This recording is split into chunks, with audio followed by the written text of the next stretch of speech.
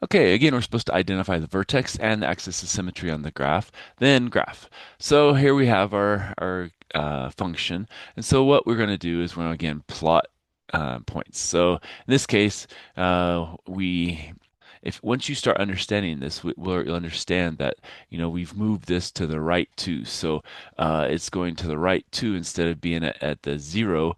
When we had just x squared and then something else. This one's going to be over here too. So it's going to be starting somewhere over here.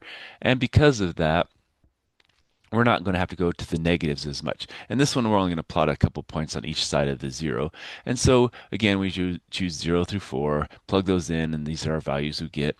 And so, as I said, that x equals 2 is going to be our point where we know that it's moved over 2 based on this. And so that's where we start, and then it comes down like this, and we get that as our graph. Okay, so our vertex is what? Well, it's going to be 2, 0, and our axis of symmetry is going to be x equals 2. Okay, so that's how we get this one. All right, so how about this one? Okay, well, again, we're going to plot points and then we're going to figure out what it looks like.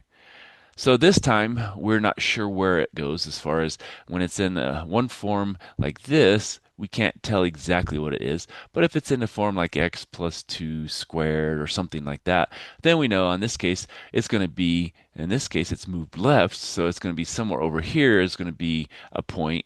And so we're going to use the negatives only, whereas on this one we don't know, so we're going to use negatives and positives. We plot those points after plugging them in here, and we get something that looks like that. So it actually is a little bit to the right, but we also go into the negatives. And so our graph looks like that. And it looks like our axis of symmetry is through the 1, and we have the 1 comma negative 4 as our vertex. Okay, so that's how we would do that one. And again, a lot of this is just plotting points and getting our values that way. All right, let's stop there and come back for some more.